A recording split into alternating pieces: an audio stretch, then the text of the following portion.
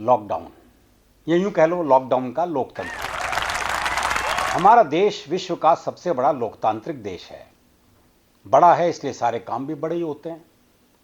बड़े बड़े वादों से लेकर बड़े बड़े घपलों तक सारे काम बड़े।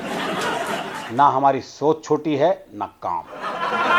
विश्व गुरु से कम हम कल्पना भी नहीं करते। भारतीय लोकतंत्र में डाउनफॉल कई बार आया। आपातकाल से लेकर आज तक राजनीति में कई बार डाउनफॉल आया है। भाषा के मामले में हमारी राजनीति ने गिरावट की नई ऊंचाइयां प्राप्त की। त्रेता युग में रावण के लिए सबसे बड़ी गाली थी अहंकारी। द्वापर में दुष्ट, पिशाच, अधर्मी जैसी गालियां प्रकाश में आई। संभवतः उस युग में सबसे गंदी गाली कर्ण ने ही द्रौपदी को दी थी। भरी सभा में वैश्या जैसी गाली का कर्ण ने ही प्रयोग किया था।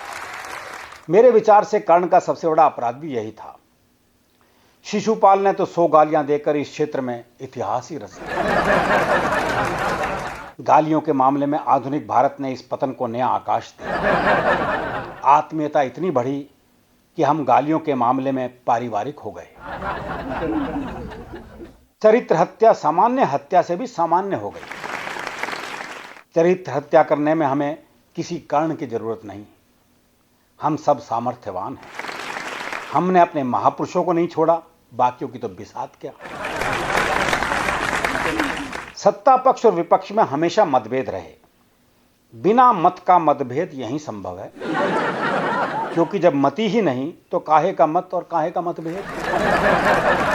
सांसदों और विधायकों की तनख्वाह बढ़ाने पर तो हमने कभी मतभेद नहीं देखा, क्योंकि उसका संबंध मति से नहीं उसकी गति से है। माफ कीजिए, मैं विषय से भटक गया। बात करनी थी लोकतंत्र के लॉकडाउन की और मैं करता रहा डाउनफॉल की। हमारे देश में लोक का लॉकडाउन तो आदिकाल से रहा है। 130 करोड़ के देश में 120 करोड़ लोग बिना चेहरे के जी रहे हैं। इनका न कोई अस्तित्व है ना कोई चेहरा।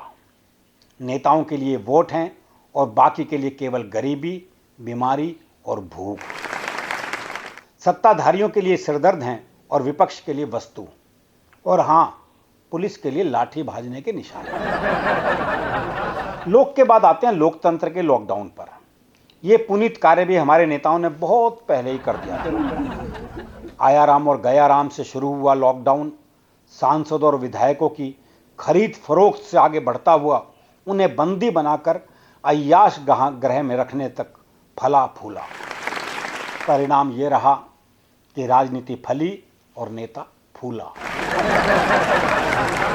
लॉकडाउन में लोकतंत्र का लॉकडाउन मध्य प्रदेश से प्रारंभ हुआ। जब ज्योतिरादित्य सिंधिया और उसके समर्थकों में बीजेपी पॉजिटिव के लक्षण पाए गए, उन्हें तुरंत आइसोलेशन में रखकर सत्ता की ऑक्सीजन दी गई। तब जाकर उनकी सांस में सांस आई। इस तरह राजनीति ने एक सरकार को मरने से बचाया। अब यही लक्षण राजस्थान में सचिन पायलट और उसके समर्थकों में भी नजर आने लगे हैं। सच में छूत की बीमारी है। मुझे उम्मीद है कि उन्हें भी सिंधिया प्लाज्मा देकर बचाया जाएगा। जनता किसी सरकार को 5 साल के लिए चुनती है। उसको 5 साल से पहले मरने से बचाना एक बड़ी चुनौती है। बीजेपी ये काम बड़ी कुशलता से करती है, जिसके लिए वो बधाई की पात्र है। बकौल श्री सुरेंद्र शर्मा जी के धीरे धीरे पूरा देश कांग्रेस मुक्त हो रहा है और भाजपा कांग्रेस युक्त। कांग्रेस के लोकतंत्र का लॉकडाउन तो बरसों पहले हो चुका। इतना कमजोर विपक्ष तो हमने कभी भी नहीं देखा। इनको लगता है कि जैसे कोरोना वायरस के प्रभाव खुद ब खुद खत्म होते हैं, ऐसे ही हमें भी अपने आप लोग जिता देंगे। अरे भाई, इतना भी नहीं जानते? घर तो बैठे ही हो, थोड़ा ढंग से बैठो तो कुछ वर्क फ्रॉम होम ही कर लो। ऐसा क्यों सोचते हो कि हाथ पर हाथ धरकर बैठने का मुहावरा हाथ के लिए ही बनाया गया है? इधर कमलनाथ से नाराज ज्योतिरादित्य अपनी ज्योति लेकर कमल वाले नाथ की आरती करने लगे। उधर पायलट साहब ने अपना जहाज कांग्रेस के रनवे से उड़ाकर भाजपा के आकाश में टेक ऑफ करने का सिग्नल दे दिया।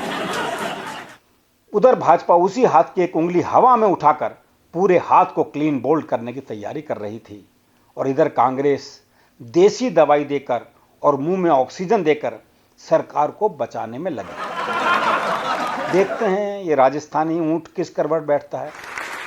ऊंट को रेगिस्तान का जहाज कहा गया है और पायलट साहब ये जहाज कहां लैंड करते हैं अभी कुछ नहीं पता। करवट कोई भी हो इस ऊंट की, पर किसी ना किसी की कमर में लचक तो आएगी।